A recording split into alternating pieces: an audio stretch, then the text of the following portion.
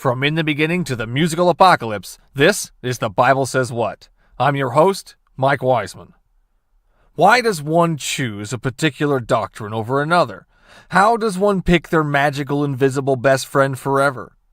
Timing is crucial. Many come to religion when they are the most vulnerable. After a loss or during a hardship, many find themselves comforted by the mental act of putting all of their problems and worries onto someone else. Of course that feels good. That weight off your shoulders, that burden you are now putting onto your invisible father figure gives a sense of relief. But it's just a placebo. The problems you have in your life, your financial issues, your health, your family, your job, all still exist in the real world. That feeling that comes with placing them at the feet of Jesus does not change that fact. Reality still must be dealt with. The church figured out a long time ago that the thoughts and beliefs of the young and impressionable are easier to control. Scare them into submission. Teach them to rely on an invisible father figure and to trust him without question. Swallow this pill and believe. Let's start the show. Is there anything in the Bible that you yourself have an issue with?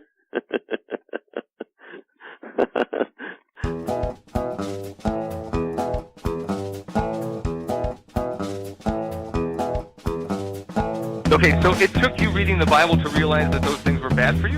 Yeah, it actually did. I Couldn't didn't figure this out on your own?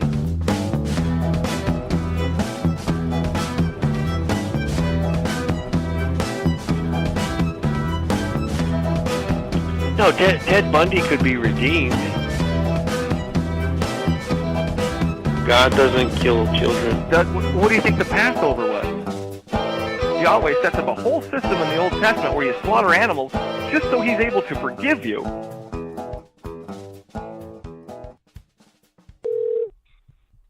Hello. Welcome back to the show, Pastor. All right. Thank you. I hope that wasn't too much of a disruption. No worries. Is it working out okay? Is everything cool? Sound good? It sounds a little bit better. You went out once, but it sounds good so far.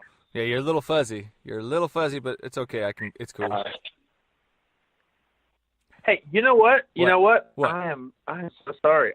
I think I can fix it on my end. If for some reason the call drops, we'll get right back together. But I'm pretty sure this is going to fix it. Cool. All right, we should be good from here on out. I just noticed that my phone was on like a very weak internet signal, so I just turned the internet off on my phone, and so now we're working with the AT&T Powerhouse satellite. So we're good, man. Awesome. Good. AT&T, pay me for that ad. Yeah, I'm sure they're listening. Yep. All right. So, Pastor Joey Svendsen, when you teach at your church, do you use the Bible? Yeah, I do. It's a Christian church, and so the Bible is kind of the go-to Christian set of books, and so yeah, I definitely incorporate the Bible pretty much every time if it's at a church gathering on a Sunday morning. Awesome. What is the Bible to you?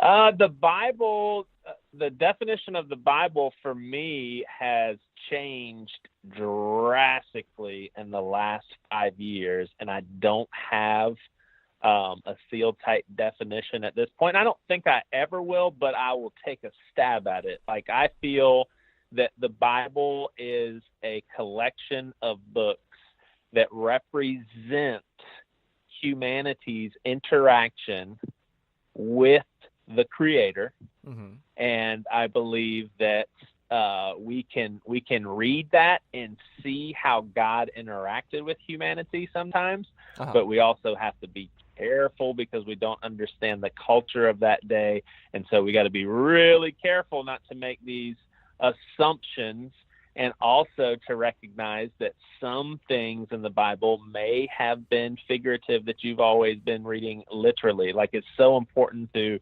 read it with an open hand. But I do feel like God, for some reason, has used the Bible in miraculous ways. I just don't need it to be a perfect document to do that, because in my opinion, once God chooses to work through humans to get his shit done, so to speak, I believe that you've signed yourself up to lose perfection. Like, oh, I'm going to choose humanity to write this. Okay, well, it can't be perfect. And yet everybody says, okay, well, God is the one that is perfect. And if he's the one speaking through those people, then everything on there is perfect. And it's just like, God hasn't really done that in any other thing. Why would he do that for this book? Like he hasn't, although the Catholics claim, I'm totally fine with Catholicism. I'm not knocking Catholics, but although I know they have claimed in the past the Pope to be infallible, I don't know if they still do that or not. I don't agree with that either. But I don't feel like the Bible was intended to be used as an infallible document that oversees even Jesus. And here's the thing: if it is, we still have to be careful, because it's a tough document to understand and to read. So we got to be really, really careful, even if we do think it's perfect. Interesting. And I honestly think it would be more harmful. It has been in my life. So how do you decipher which ones are to be taken literally and which ones are to be taken non-literally? You know, I mean, how do you decipher which ones? Well, you're saying which ones. You're saying which ones. I don't know what that means. Which part of the Bible? Which stories? Which ideas? Which concepts? Like the creation of Earth. I mean, do you take that one literally, or is that just story, fiction? Well, here's the thing: is any historian that is familiar with literature, even on a surface level, they know that the Genesis account is definitely in a poetic form. We also know that the Jewish culture back in that day, they actually read stories to convey truth, and they didn't need truth to be substantiated in the same way that we need it in 2019. I mean, we have moved through a scientific age in which we do things right. We gather the facts, we test things, and we make sure that it's right. And we can't tweet something unless we fact checked it, or we're going to be humiliated, and all that stuff. And it's like, back then didn't work the same way. Right. So I don't care, honestly, whether or not Adam and Eve really happened.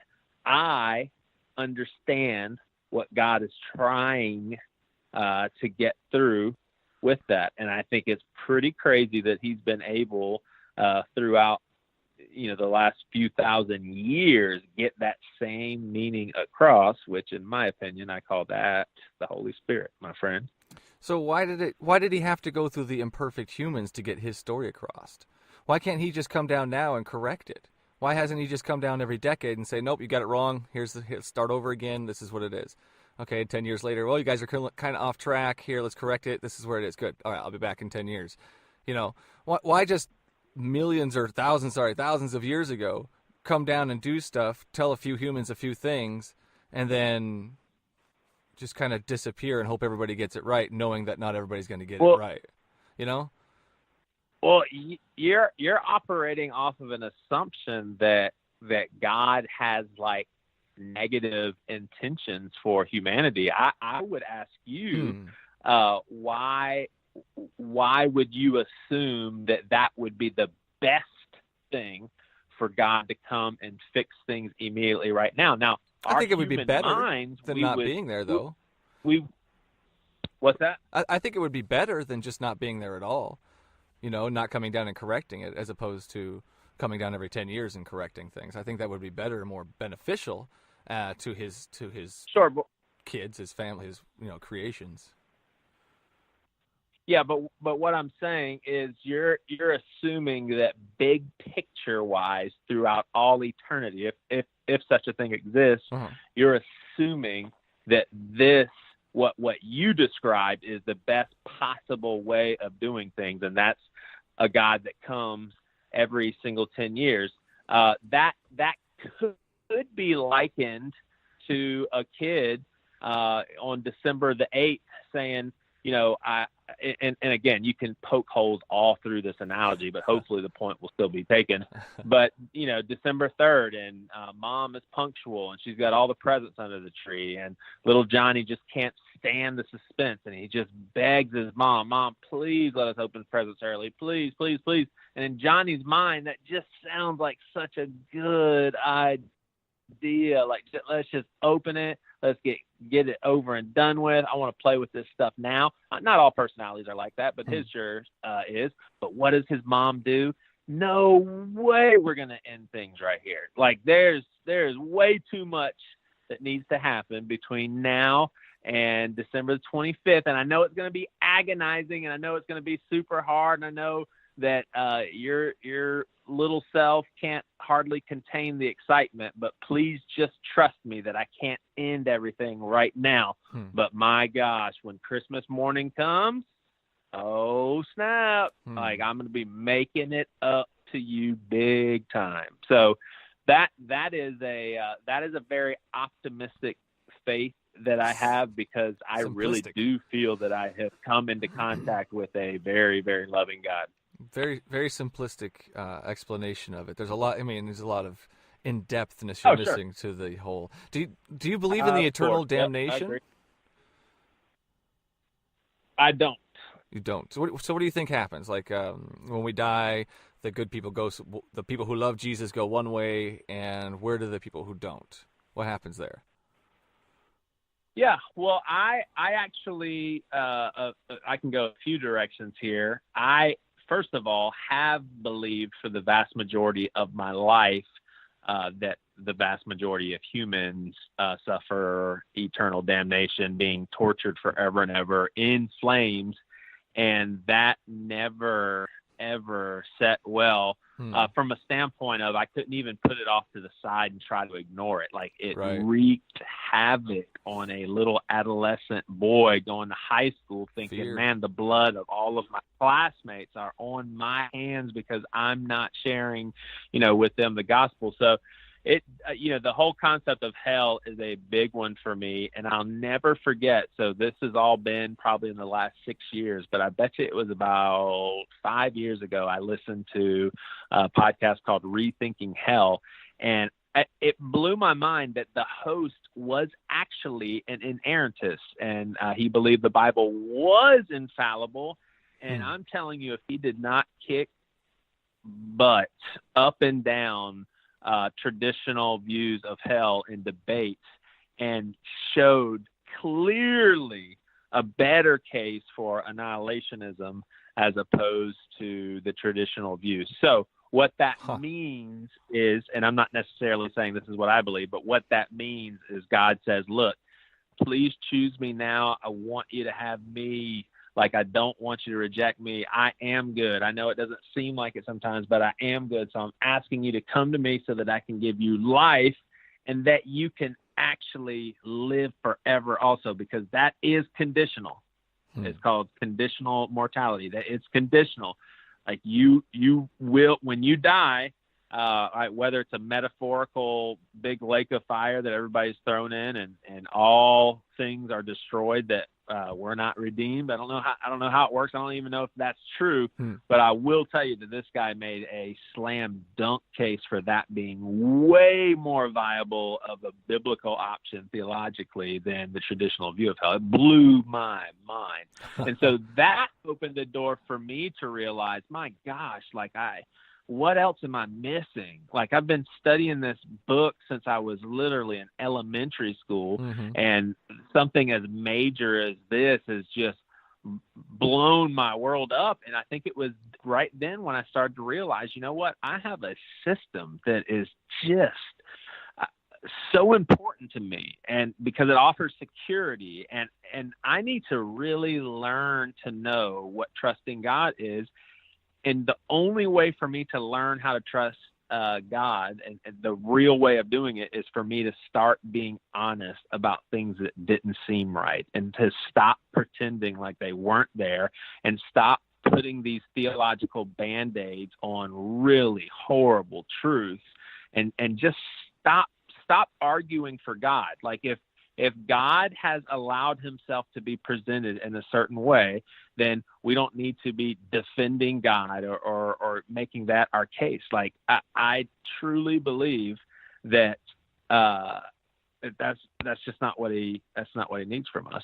And so I see God as, when it comes to conditional mortality, I see him as being a being that wants to be with us forever. And maybe there's a possibility that there's just something, in the metaphysical, spiritual, weird world. I'm not a scientist, so I don't know the words that I even just said. But like, is there something out there that free will has to be accessed and God has to be chosen for that person to be able to live forever? Like, is there some spiritual rule out there that God just made things that way, or it's just the natural rhythm of things? I would say that's probably, probably not the case. But I certainly, when I certainly see conditional mortality as, something that makes a whole lot of sense, because God is saying there's nothing in creation that is going to be left unredeemed. So I don't believe in a traditional view of hell as far as the eternal damnation of many souls. First and foremost, because now it just makes zero sense, and I'm starting to realize just how little evidence there is in the Bible. So I'm basically what you would call, first of all, I hope every Christian is a hopeful universalist. Like, I hope every single one of us has our fingers crossed that, man, maybe we've got something wrong and God saves the day. And I'll be quite honest with you, I have read some great thinkers such as Brian McLaren and Richard Rohr. These are guys that are so honest in their approach to God's word, and they have come to conclusions of that very kind, that God is a universally loving God, and that there has been revelation of God throughout the years, and we've arrived at this place where we really do talk about God as loving and practical and created art and is beautiful and wants a relationship with us, but we just haven't moved beyond the conditional grace. And they make a great case for just unconditional grace for every person who's ever walked the face of the earth. Do I embrace that? Like, I don't want to camp out on any of them right now. I want to actually give myself some time to not know, because I think that's a very, very good place to be, because, that's when you really trust God. So I don't know what I think, but like I said, I hope all Christians are hopeful universalists. And I will tell you this. Here's what I do think is weird. I do think it's weird that if you have a God that he is all powerful, all loving, I mean, my gosh, all knowing, and he decides, okay, I am going to make all of this stuff.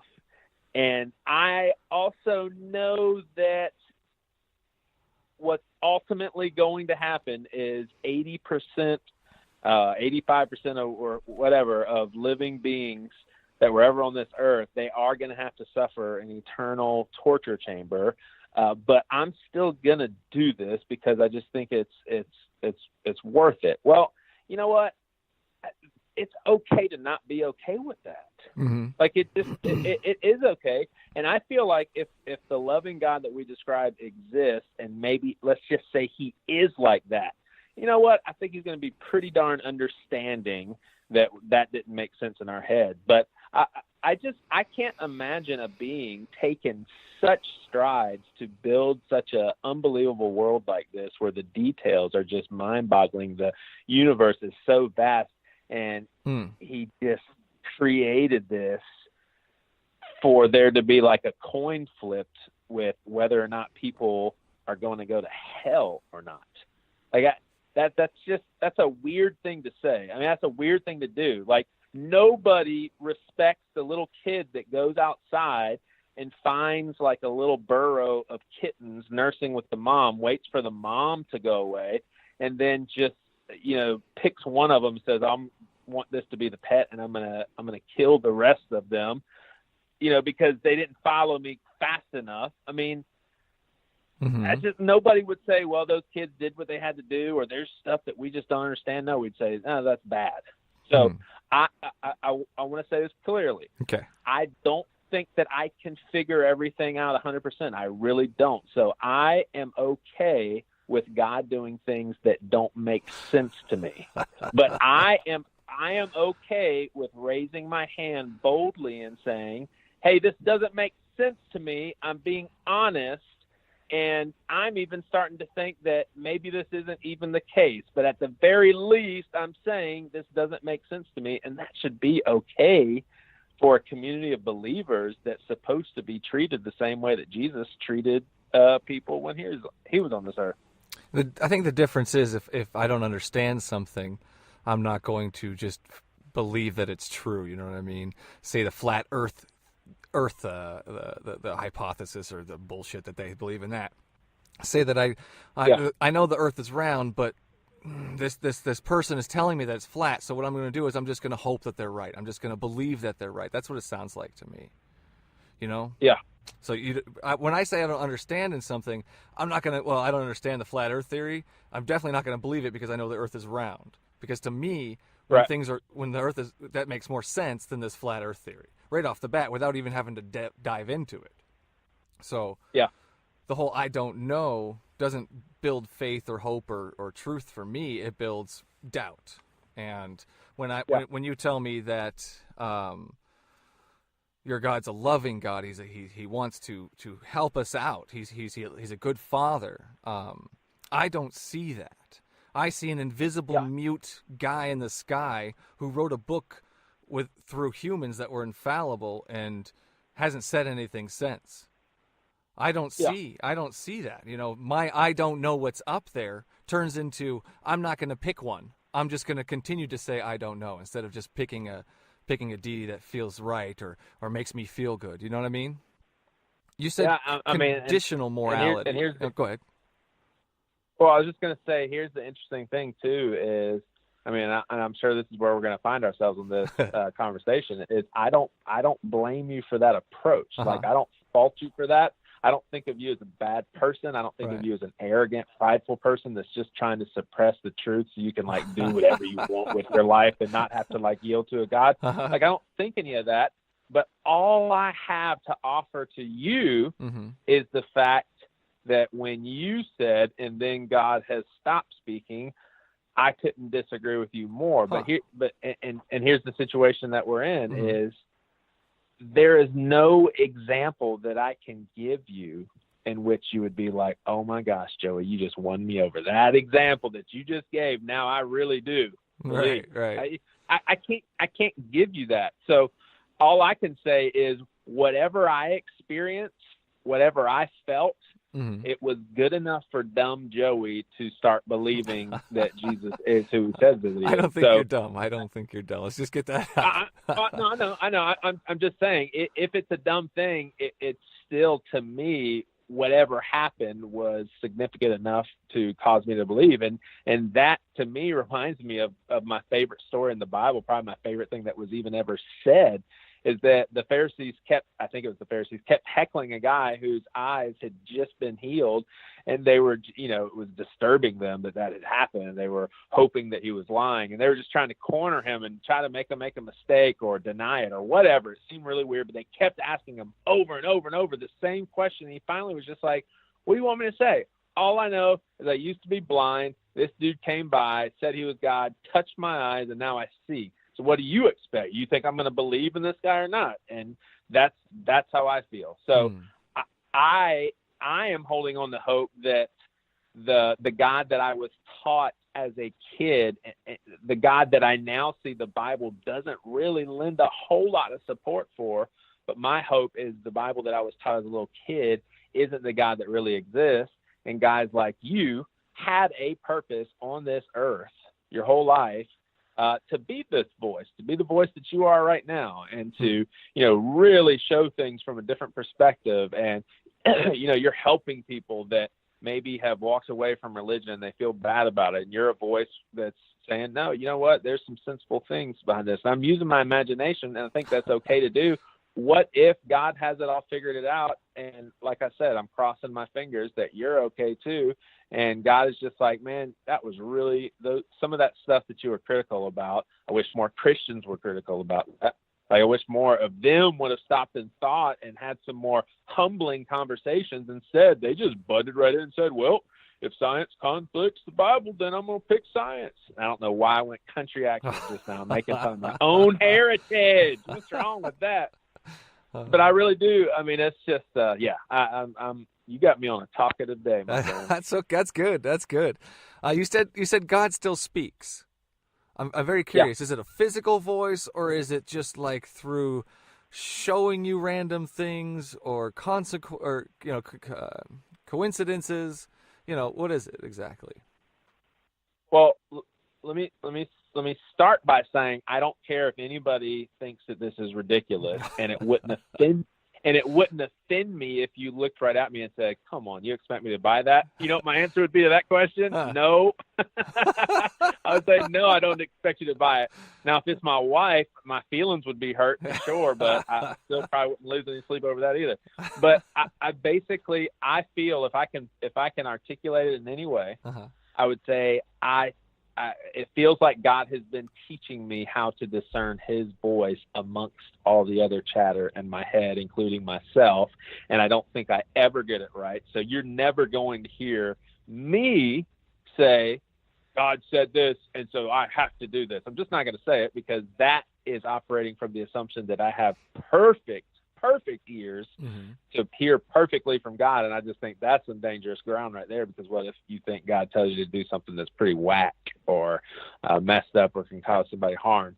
So yeah, I feel like over the years, there has been times in which I'm like, God, I really think this is you.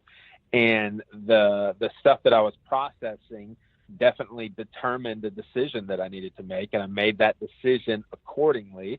And things worked really well.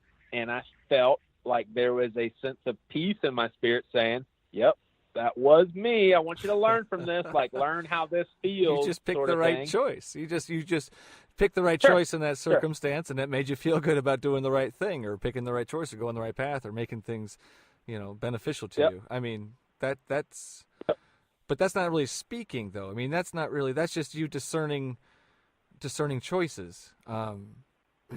Yeah, but I mean, that you're assuming that it's always been like what I just articulated. Like it's always been that normal of a processing. I mean, there's been a time in which I was being trained at a restaurant, and I went in all excited about my new job, and I thought it was going to be cool and all that stuff. And I was in the middle of training, and I'm telling you, if it wasn't as clear as day that I needed to stop that job, that I wasn't supposed to be doing it. And turns out that I was going to be a school teacher the following year. I had taught my first year and quit, and I was going to wait tables and play music and that sort of thing. But I ended up quitting that job, having fun for the summer like teachers should once in a while. It's one perk of being a teacher.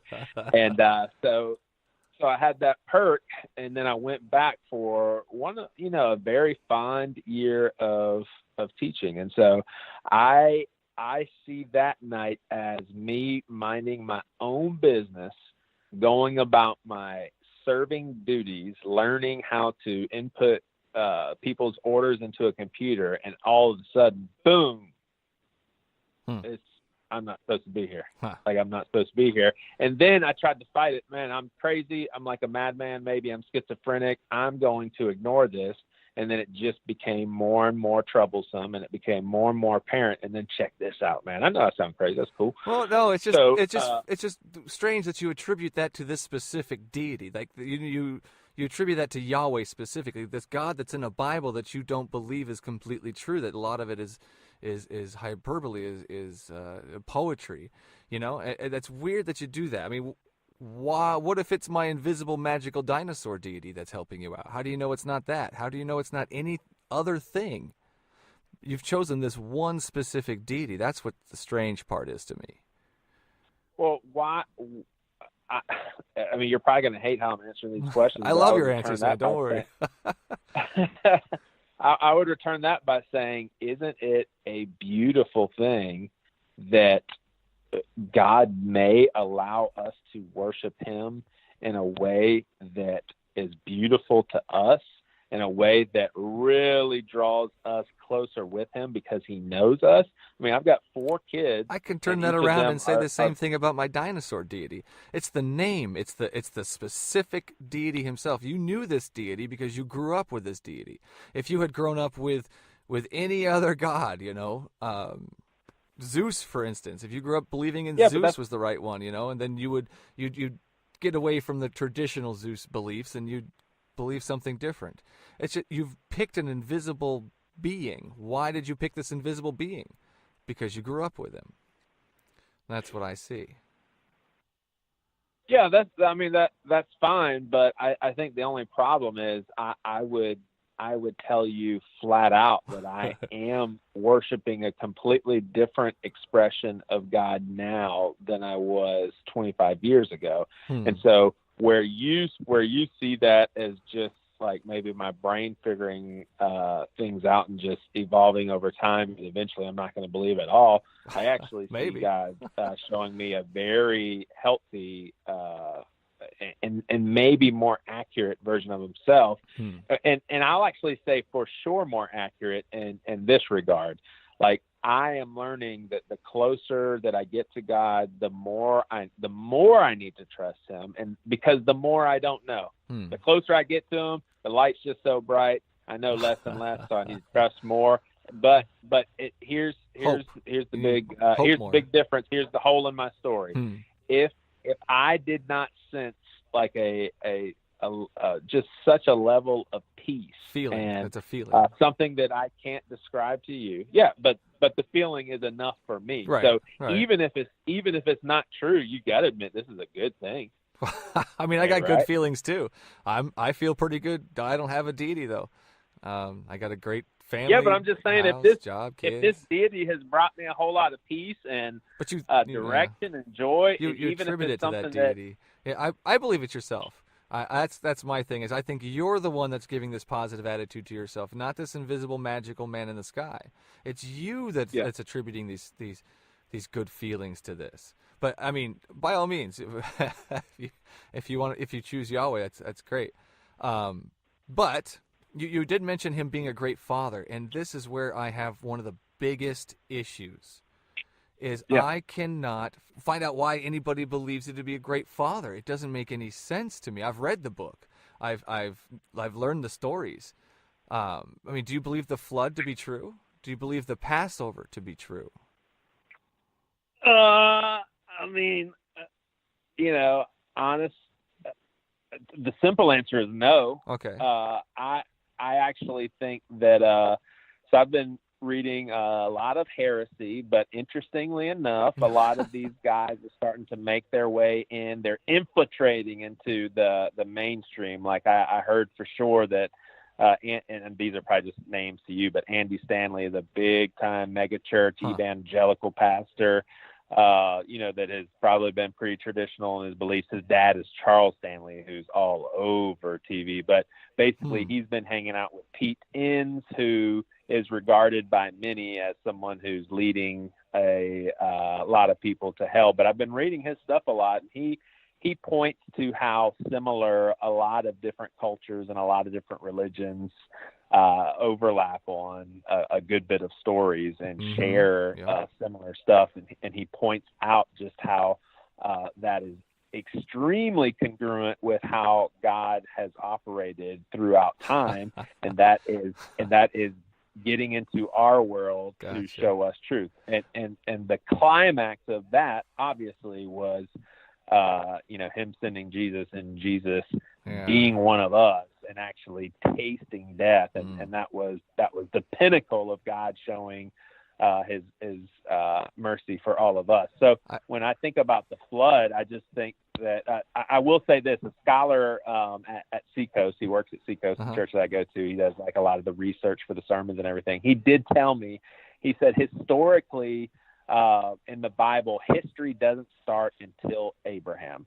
So that's when real history can start being traced back. So that means Noah, Adam and Eve, the Nephilim, Tower of Babel, and all of that stuff. You could make a huge case to say it's a coin toss with whether or not it really happened. But then when you look at the actual content of the story, I think it's human nature to, at that point, lean a little more towards it being figurative. So I don't believe the flood account happened in the way that it was written to be perceived. I think there very well could have been a huge flood, and I think different people probably interpreted it in different ways.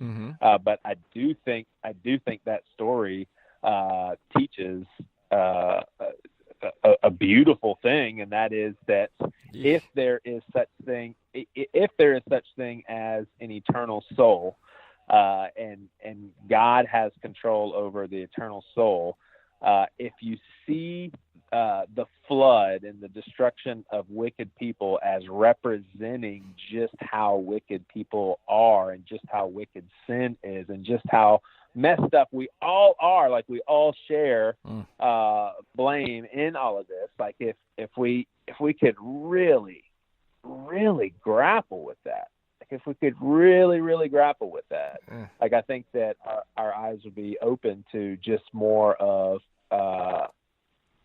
and I've lost my train of thought. That's okay. It's okay. I recommend James Fraser. James Fraser wrote a book called Folklore in the Old Testament, an amazing book that really puts all of those stories together with the other stories from other religions, and it's a really big book, but it's really awesome. He also wrote another one called The Golden Bough, I believe it was. Really good stuff in there. You mentioned the flood being beautiful. I cannot, in the slightest amount. That was where my train of thought okay. was. So I can't imagine that being beautiful though. That's just a genocide. All those animals, all those babies, all those mothers, it's just kids drowned because you know everything's evil. I cannot see that. Well, we can agree that that's probably just a story anyways, so that's okay. So you still think he's a good father even after Jesus? Well, real quick with the can you hear me? I mean, with the flood depiction, I really do want to wrap that up. Absolutely. That was where I lost my train of thought. Is if you think of it in this realm, like all of us would look at the world as super messed up. And people aren't getting along. People are getting killed. Kids are getting messed with. Women are being abused. People of other race. I mean, it's just hurricanes, tornadoes. Just all of that stuff is going on. And if you look at the pre-flood, maybe as allegorical as where we are right now, and then you see that God could possibly, through that pain and through that agony and all of that, could possibly redeem everything back. And again, let's put on our imagination hats. What if everything is redeemed?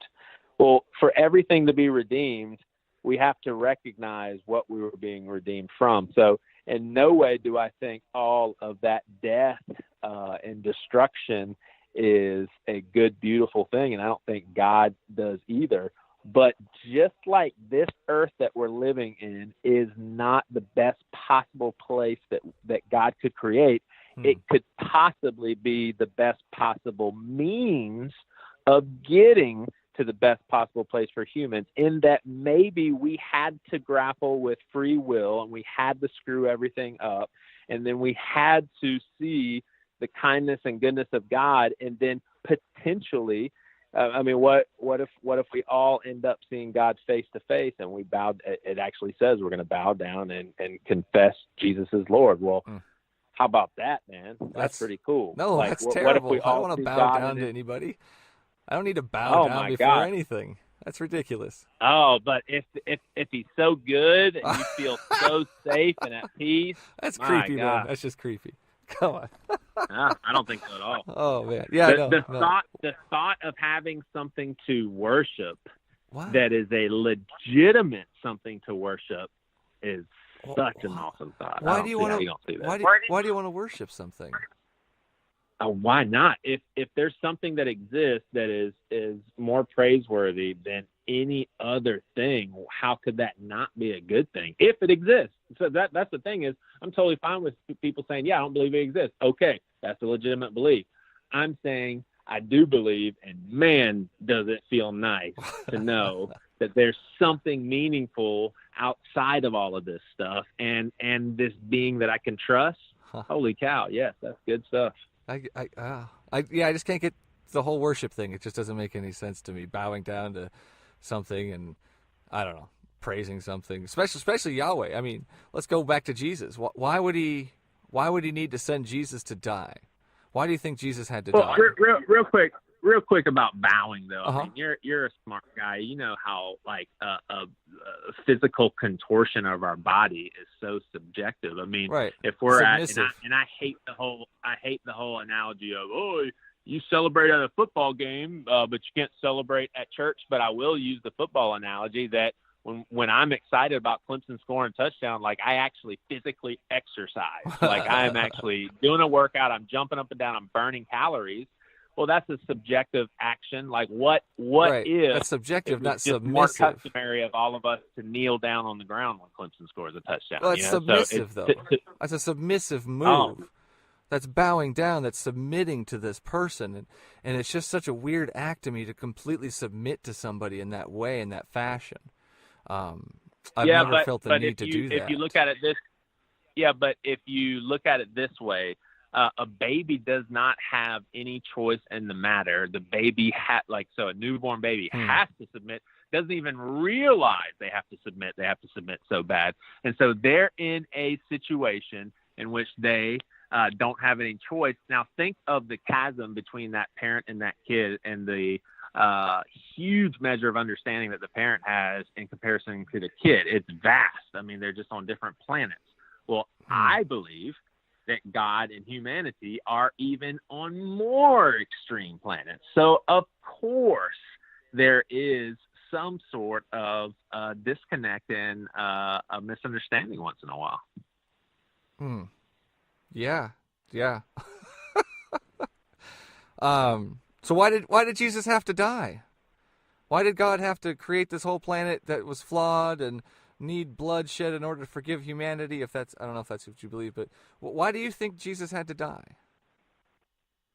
Well, I believe one of two things. I believe that maybe there is some immovable principle, like I say, like scientific, spiritual.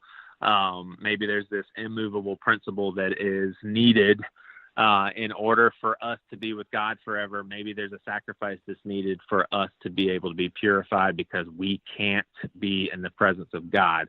That is one, and that's one I'm okay with if God really does exist. So but God I'm starting to see what you're saying is he needs the blood to renew us. Is that what you're saying?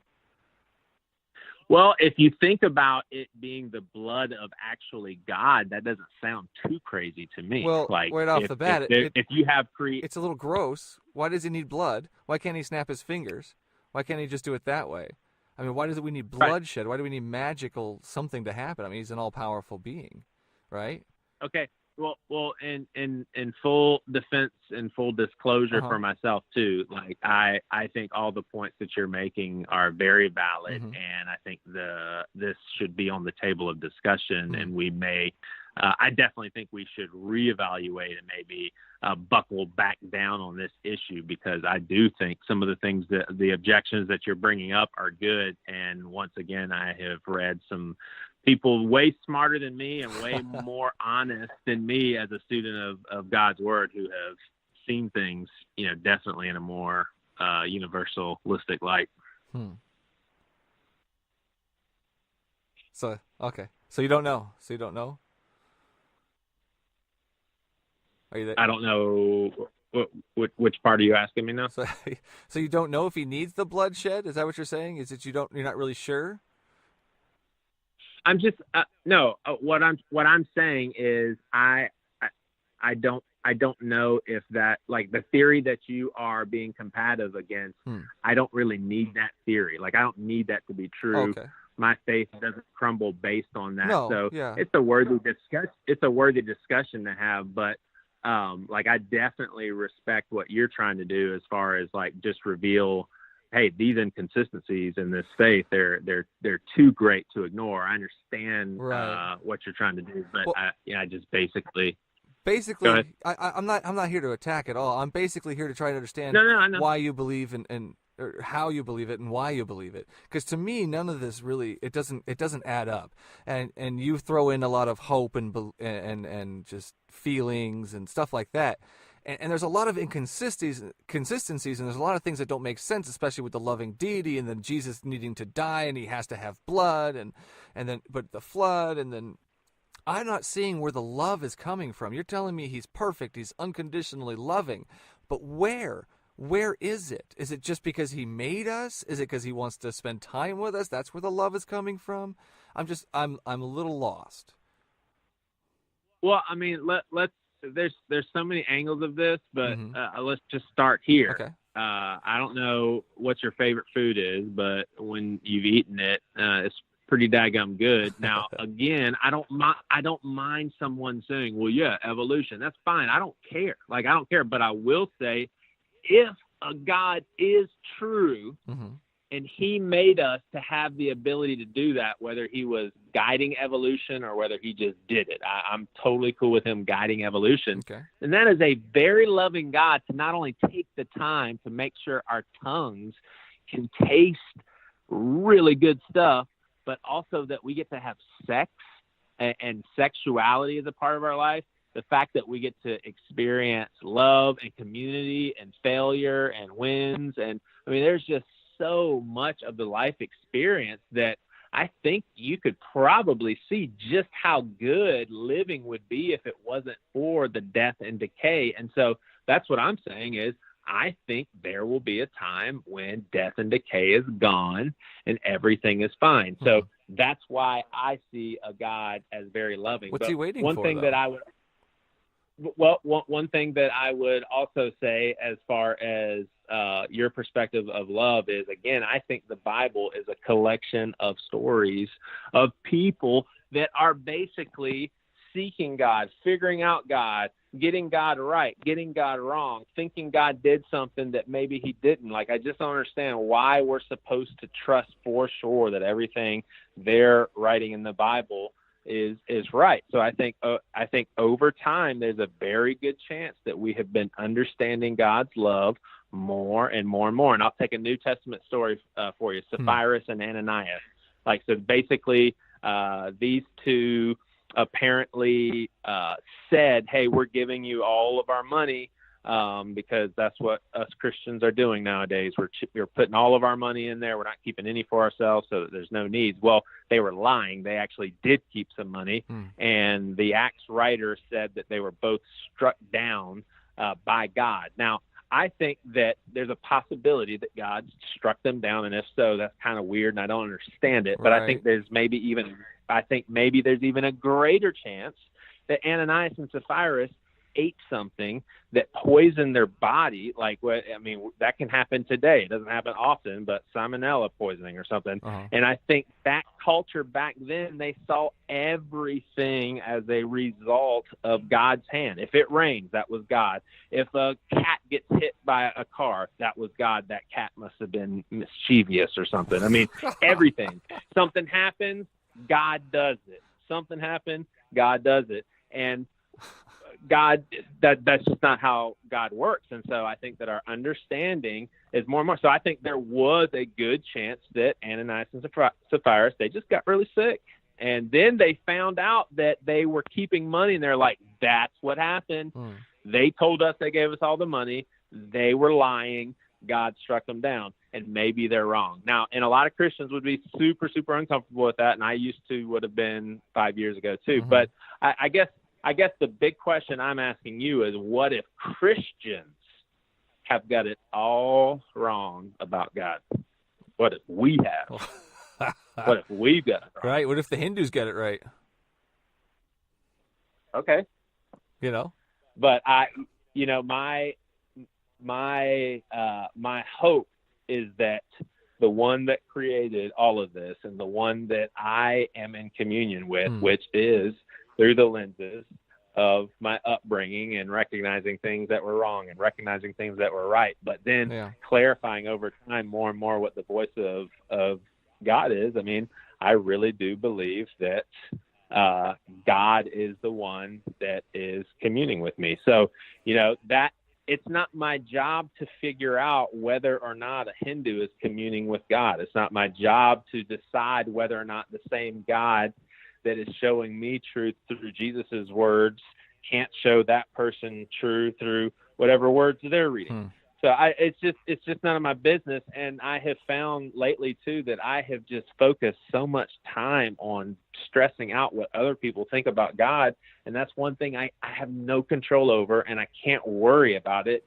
And what I mean by that is, if somebody that I respect, is not a Christian anymore, and that stresses me out, or if someone figures something out in science that maybe makes my head scratch a little bit, and I'm like, maybe God isn't true. Like I don't need that ammunition. So, just to wrap it up, what parts do you think? Can you give me examples of love from Yahweh besides creation? I mean, that's really not such a loving act altogether. It's just an act. Besides creation, imagine how preposterous your question is if things are as I believe them to be.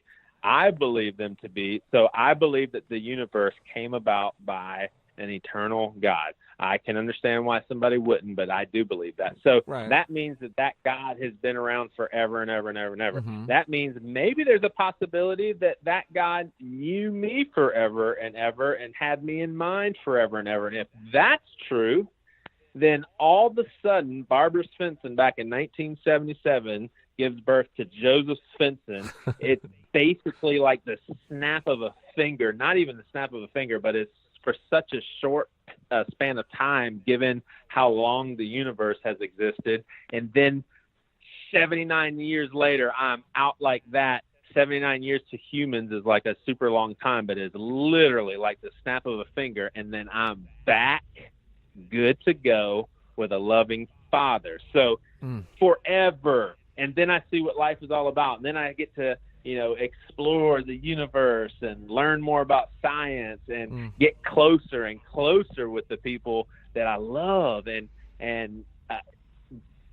the loving, that's my perspective. The loving act is the eternity with Him. That's the loving act to you. Sure. Okay. So an eternity with Yahweh is the love that you see. Is why. So why do we have to go through all of this? Why not just spend an eternity with Yahweh if that's the loving act and if that's the end goal?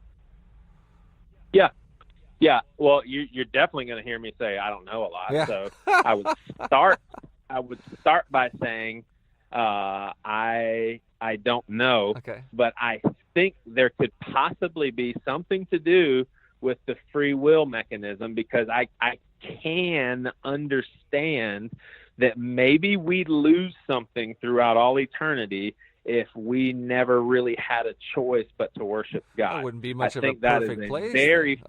That takes away the perfectionness of it.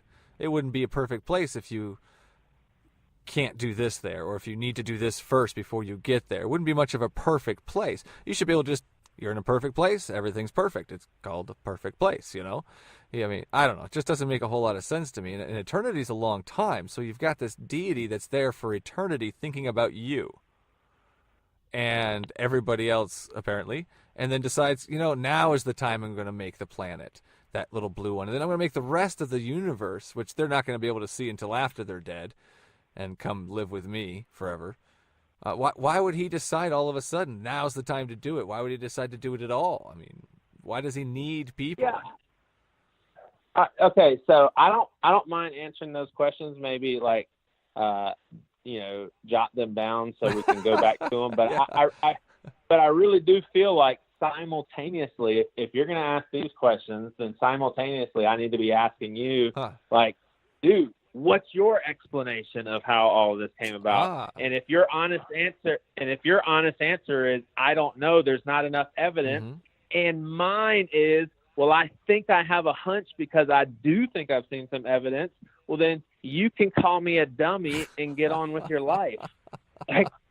Like seriously. So I don't understand, like the line of your questioning is like, well, I'm the crazy one, but I actually am, and I'm not mad, by the way, at all. If my tone sounds that way, I'm not at all. So like, if good. Like I don't understand how me choosing to believe a certain set of beliefs over another one, makes me the one that's kind of metaphorically backed up into a corner, because bottom line is there has to be something crazy that happened. Has to be. Either there was an eternal universe, and you and I both know how weird that is, or there was an eternal personal being. That's pretty weird, and I can't understand how that could be. Like, how can somebody be uncreated? Or literally everything came from nothing, and I'm okay with camping out on that's impossible. So the only two possibilities I can see is an eternal universe or an eternal God. Both of those sound crazy. So we've started the conversation, and we're already in crazy land. Like, we're talking about something that you and I can't even come close to knowing, and it is all theory. But then I'm the one that's crazy. Wow. That's crazy, dog. That's crazy, man. What it all boils down to is, I guess, you've picked something and I haven't. I guess that's what it all boils down to. Well, this has been fun, Joey. But I'm hoping you're okay. I'm great. There's some mean Christians out there that want you to pay the price. I'm hoping you're okay. Yeah, there's some hellfire out there, that's for sure. Oh, man, I appreciate your time today, Joey, and your answers, man. I really do. Yeah, man, it was fun talking to you. Had a blast. Let me know when it comes up. Absolutely, dude. I'll keep in contact. Thank you so much. All right, man. We'll see you. All right.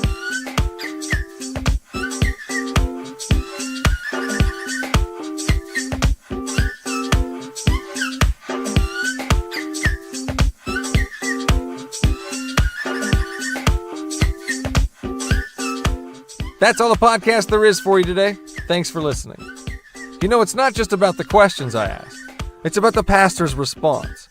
How are they going to respond to my line of questioning? How will they choose to defend their faith? I may be the host of the show, but these pastors are the stars of the show. Their answers aren't scripted or prepared. They're all different and unique. Like a stained glass window, these religious leaders come together to make a nice picture, but in the end, it's just a brittle and transparent belief structure. If you enjoyed the show, or if this podcast has helped you in any way, please let us know by giving us a rating and/or comment. And if you really enjoyed the show, then stop by bswthepodcast.com and become a patron of the show for as little as $1 an episode. Patrons will get access to patron-only content such as bloopers and unaired clips. As always, you can find us at the Bible Says What Facebook, Twitter, and YouTube pages. Please send all of your comments, questions, or guest suggestions to bswthepodcast@gmail.com. And whether you listen to us on iTunes, Android, or YouTube, don't forget to push that subscribe button so you won't miss out on the next episode. Until then, would you kindly pick up your Bibles and read them?